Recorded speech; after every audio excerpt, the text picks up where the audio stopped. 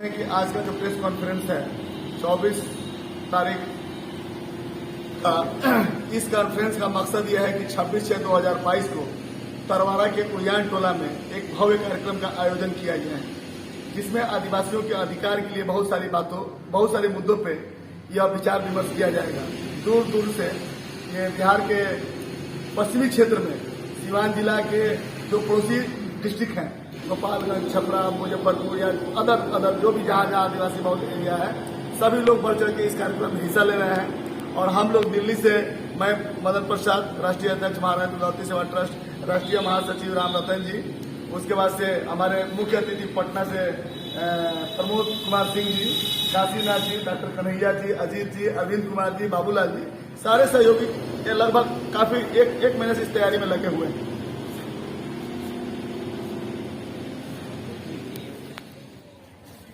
महारानी दुर्गावती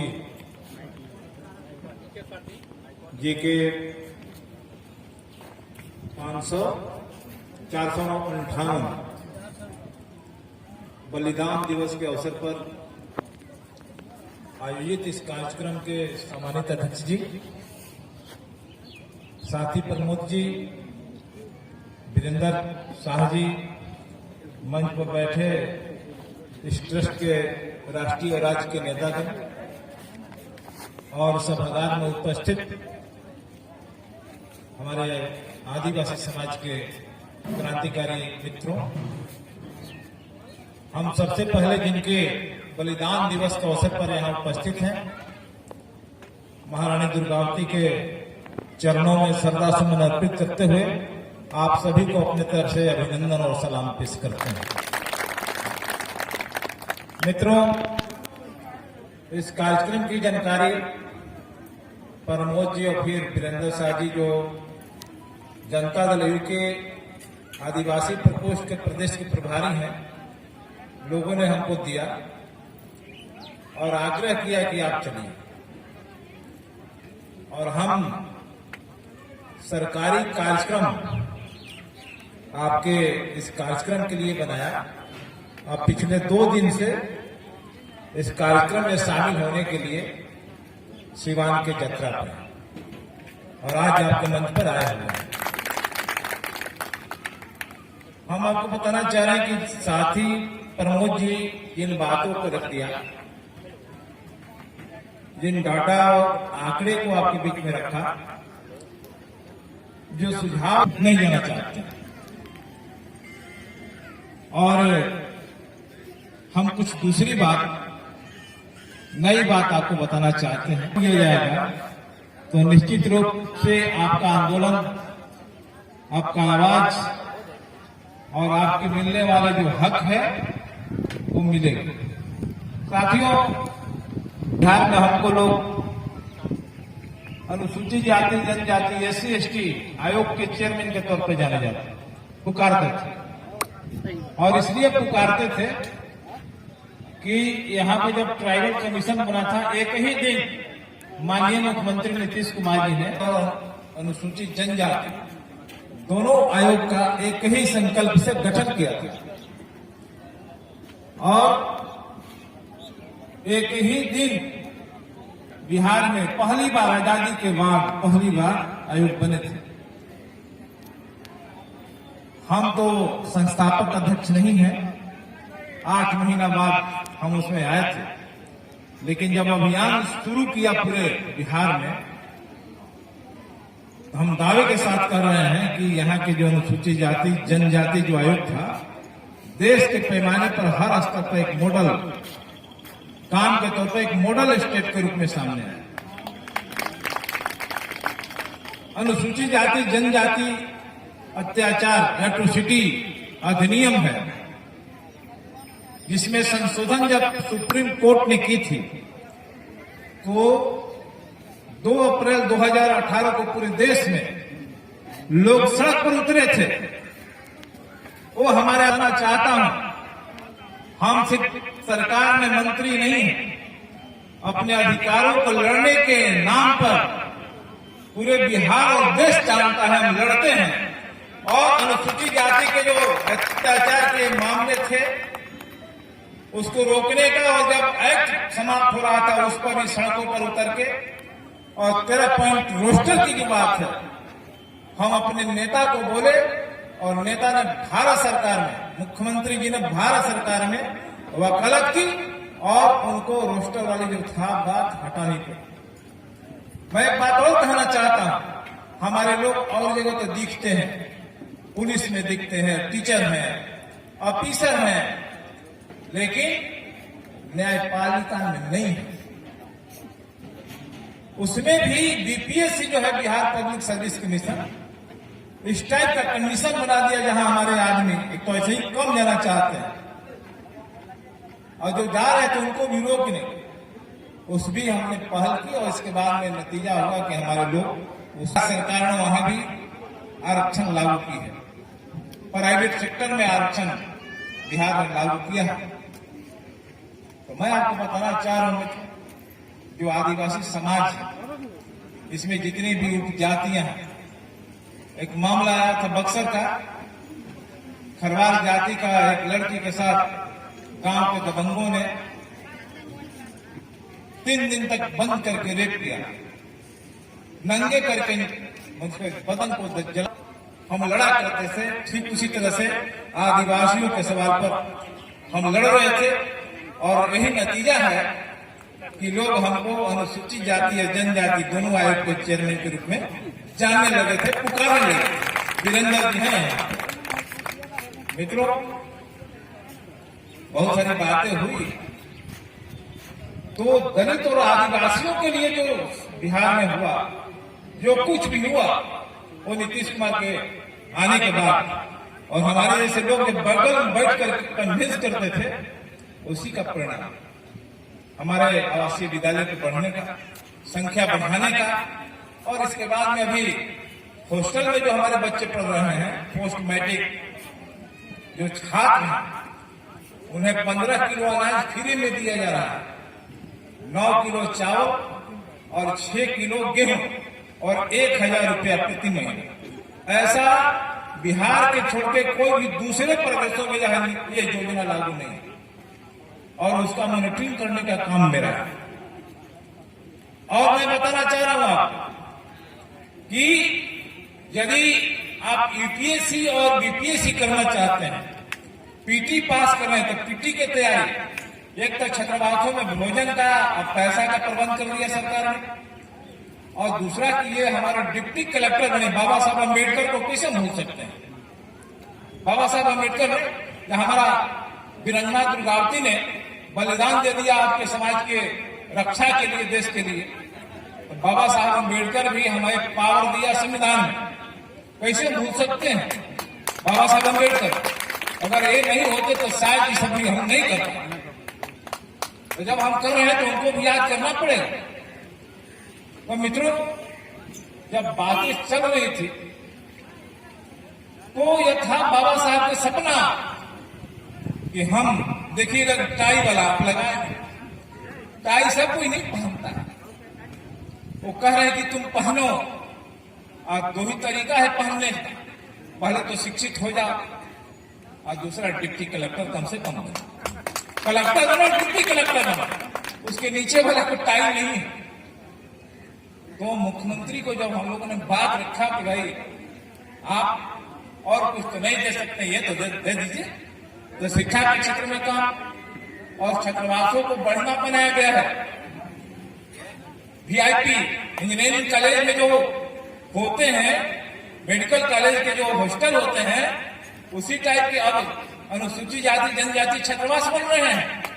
200 सीट का आधुनिक लाइब्रेरी भी है, और हमारे बच्चे यूपीएससी और बीपीएससी की मेंस तैयारी करें, इसके लिए 50,000 और 1 लाख रुपया अनुदान है। और इसके पहले प्रत्येक यूनिवर्सिटी में प्राक परीक्षा प्रशिक्षण केंद्र स्थापित किया गया है, और वहां पढ़ने वाले जो बच्चे हैं उनको फ्री में ट्यूशन, प्रकाश जी नाम था ना जो हाथ उठाए थे, उन्होंने लिए। हम चाहेंगे कि इसका लाभ बिहार के अधिकांश इंटर पास जो लड़के और लड़कियां हैं जिनका उम्र 45 साल तक है, ऑनलाइन आवेदन करके ले। रोजगार स्थापित करना ही पड़ेगा। और आप छोटे छोटे उद्योग धंधा तो करते ही हैं, वो मिल जाएगा तो आपका उद्योग बढ़ जाएगा। इसको फोकस किया जाए। और मैं हमारा जो काम है अभी वो 4-5 योजनाओं को देखना। पहला पीडीएस में जन वितरण प्रणाली, और जन वितरण प्रणाली के हम अनुसरण कर रहे हैं। दूसरा आंगनबाड़ी केंद्र है, उसमें मध्याह्न भोजन में और जितने भी हमारा छात्रावास है 15 किलो जो जा रहा है उसका। अब हमारा जो काम करने का नजरिया आप देख सकते हैं, मैं अनुभव से कर रहा हूं।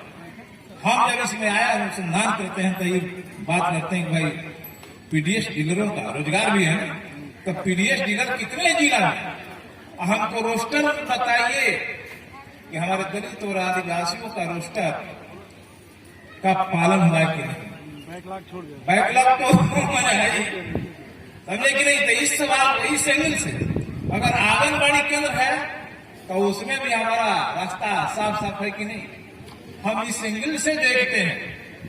और यह भी अभी राशन कार्ड की छटनी कटनी सब चल रहा है, फर्जी वाला और तो आप देख लीजिएगा कि आप लोग कहीं वंचित नहीं रह जाए। लगातार काम चल रहा है, राशन कार्ड है पुराना पड़ गया है, पीएचएच अंत्योदय इसको और ऑनलाइन हो गया है पूरा। तो ऑनलाइन हो गया है तो हम लोग कह रहे हैं कि आप स्मार्ट राशन कार्ड बनाइए और एक ऐसा पहचान वाला भी दे दीजिए ताकि कहीं भी दिल्ली में कश्मीर कोई जा रहा है, बच्चे के नाम लिखाना है तो कोई दूसरा डॉक्यूमेंट की जरूरत नहीं पड़ेगी। वो पहचान राशन कार्ड से, उस राशन कार्ड से उसका एडमिशन हो जाएगा, वोट भी डालेंगे, राशन भी खाएंगे, भूखे नहीं मरेंगे। ये सब काम मैं कर रहा हूं। हमको लगा कि ये जो कार्यक्रम होता है तो अधिकारों की जानकारी दे दी जाए। कर्तव्य होगा, हम चेयरमैन हैं, वहां भी थे तो काम किए थे, यहाँ भी हम लगातार काम कर रहे हैं। आज के अखबार पढ़े होंगे तो बड़ी बड़ी खबरें हमारी छपी होगी, देखे होंगे सिवान। तो हम चाहेंगे कि इस टाइप से काम को आगे बढ़ाया जाए। हम आपके साथ ही रहेंगे और हम समझते हैं कि बिहार में यदि परिवर्तन लाना है तो दलित आदिवासियों की यूनिटी बड़ी जरूरी है, एकता जरूरी है, एक मंच से आके ऐलान करना भी जरूरी है। और बिहार ही नहीं, आज की जो दौर है उस देश में भी इसकी यूनिटी की जरूरत है। हमारे स्थापित जो लीडर थे वो सब सारे लीडर धराशायी हो गए सारे, और बाकी जो है उत्तर प्रदेश और इसके बाद में दूसरे प्रदेशों से जो लीडर जा रहे हैं, हम उनके ऊपर सवाल तो नहीं उठाएंगे, लेकिन इतना जरूर कहेंगे कि विवेक से काम ले लिया, जुबान नहीं खोला और कलम चला दिया। तो ऐसी स्थिति में हमारे अधिकारों पर कोई गलत कलम नहीं चले हमारे लोगों के बीच से, उनके अंकुश लगाने के लिए, रोक लगाने के लिए भी हमारी यूनिटी की जरूरत है, राष्ट्रीय स्तर पर भी और बिहार में भी।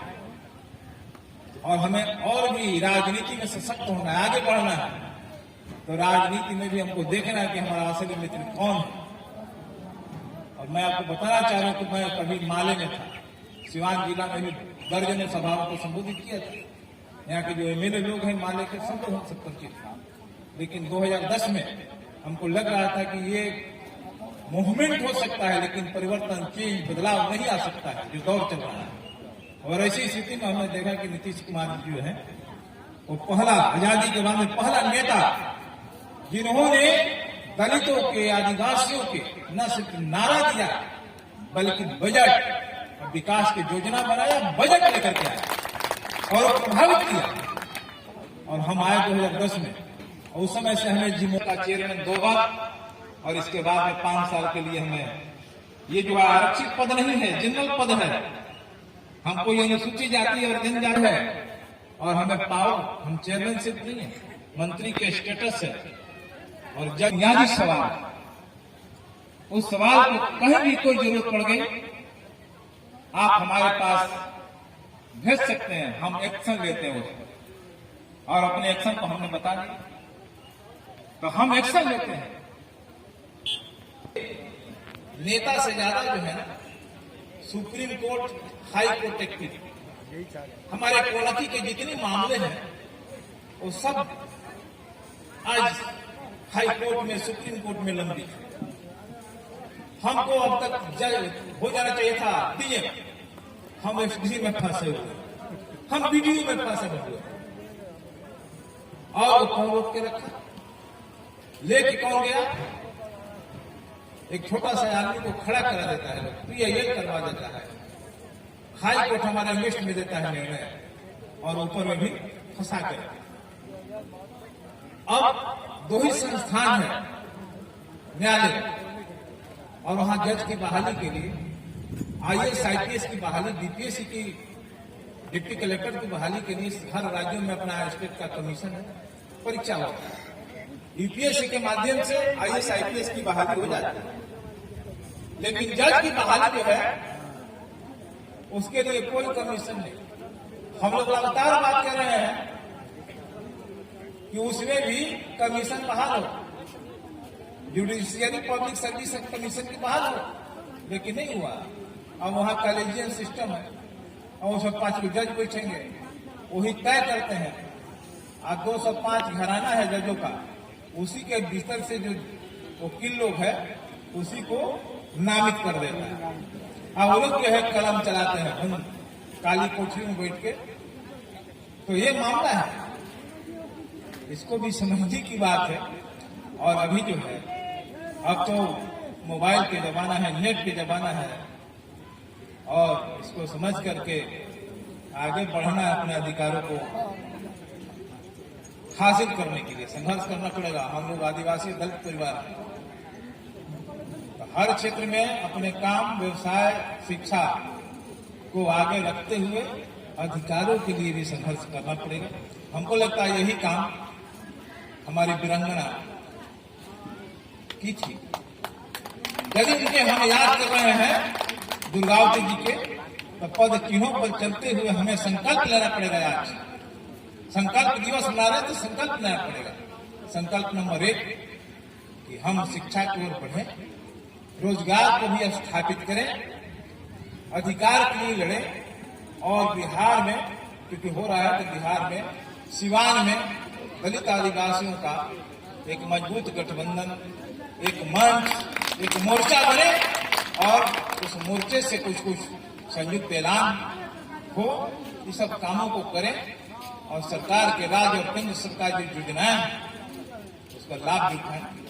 हमको लगता है कि हमारे साथी लोग इस काम को करेंगे, हमारे ट्रस्ट के लोग भी करेंगे, और इसी संकल्प के साथ कि फिर हम आपके साथ आज मंच पर खड़े हैं, आगे भी खड़े रहेंगे। जहां जरूरत पड़ेगी हम आपके कंधे से कंधे में मिला करके चलेंगे, हमें याद आप करते रहेंगे। और दिल्ली तक तो साथी लोग हैं, हम दिल्ली जाते ही रहते हैं, हम चाहेंगे कि कभी दिल्ली के कार्यक्रम हम बुलाइए, है ना, बुलाइए और वहां से कुछ ऐलान हो जाए। बहुत बहुत धन्यवाद। अंत में फिर हम वीरांगना दुर्गावती जी के चरणों में श्रद्धा सुमन अर्पित करते हुए, सलाम पेश करते हुए, आप लोग को अभिनंदन करते हुए अपनी बात को समाप्त करते हैं। बहुत बहुत धन्यवाद। जय भीम, जय